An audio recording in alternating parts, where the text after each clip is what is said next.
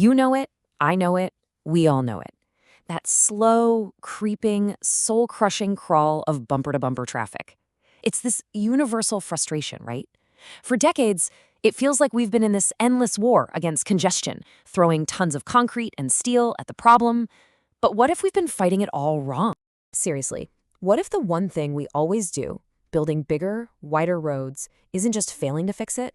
What if it's actually making the problem worse? Now, that sounds like a crazy idea, but stick with me, because it's at the very heart of a huge shift in how we're starting to think about our cities.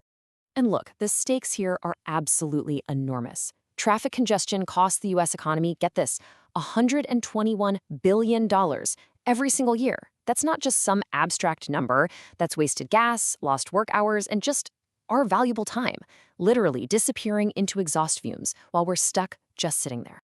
And this chart? This tells a huge part of the story. Just look at our driving habits. Yeah, there was a little dip after the 2008 recession, but since then, the number of miles we drive has just been climbing and climbing. And when you see a trend like that, it's easy to think the only possible solution is to build more, build bigger, and do it fast. So this brings us to the old school strategy, right? The playbook that cities have been running for more than 50 years. If traffic's bad, you just add more lanes. I mean, it seems like pure common sense. It feels right. And this isn't some old, dusty idea. It's happening all over the place right now. Take a look at a recent regional mobility plan. The goal? Deal with future traffic. The strategy? A massive $2.3 billion investment to widen interstates and even build brand new freeways. This is the bigger is better playbook in real time. Okay, but here's where the whole story takes a massive plot twist. That common sense solution, it has this hidden, completely counterintuitive flaw. It's a paradox that explains why, no matter how much we build, the traffic always seems to come roaring back. And that paradox has a name. It's called induced demand. You know, someone once said that building more roads to solve traffic is like trying to cure obesity by buying bigger pants. And that's exactly it. You're just making room for the problem, not actually solving it. In fact, you might just be encouraging it.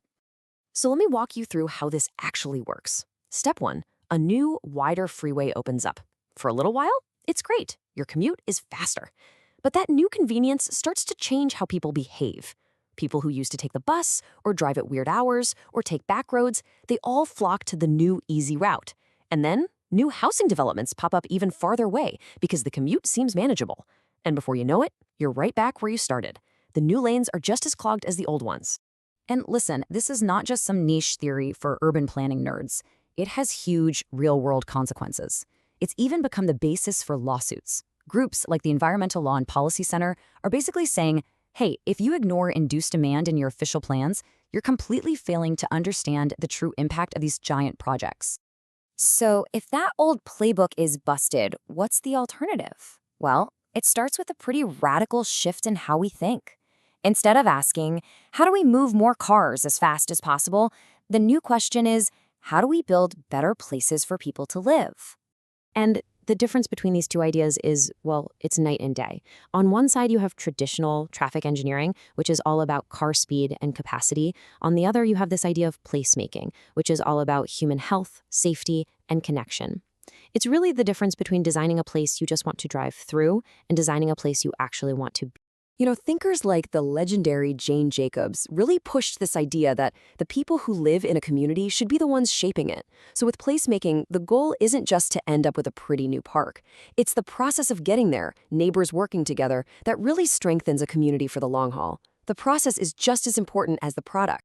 Okay, so what does this whole people-first approach actually look like on the ground? Let's dive into some awesome real-world examples, from proven designs that are decades old to some super creative, quick, and cheap tactics being used today.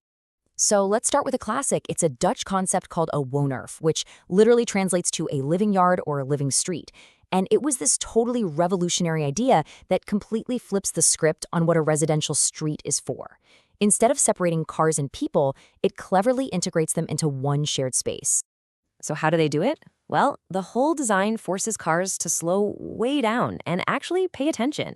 You get rid of the curbs. You add things like benches, planters, even kids' play areas right in the street. The whole environment sends a clear signal. This is a space for people first, and cars are just guests here. But here's the cool part. You don't need a multi-million-dollar budget to start making these kinds of changes. That's the whole beauty of what's called pop-up placemaking. You can literally take some plywood and paint, get a simple permit from the city, and a bunch of volunteers can completely transform a street over a single weekend, just to test out ideas and show everyone what's possible. And let me be clear, this isn't just about making places feel nicer, it makes them dramatically safer. The data is it's stunning. In Germany, this kind of traffic calming cut accidents by 60%. In Denmark, 50%. And in Seattle, Washington, just adding traffic circles dropped accidents by a mind-blowing 90%. These small, people-first changes have a massive, massive impact. So, at the end of the day, all of this really brings us to a fundamental choice. As we look ahead, we're really facing two very different paths for how we can build our communities. On one path, you have the vision of the smart city. This is a future that's all about data, efficiency, autonomous vehicles, and creating a perfectly optimized system. On the other path, you have the police-making city, which focuses on human experience, community connection, and building vibrant neighborhoods. Now, these two aren't totally separate, but they definitely prioritize very different things. And that really leaves us with the final question. When we think about the next project in our own town, our own neighborhood, what's the real goal? Is it all about creating a seamless, efficient system, or is it about creating a rich, meaningful human experience? What we decide to build next says everything about what we truly value.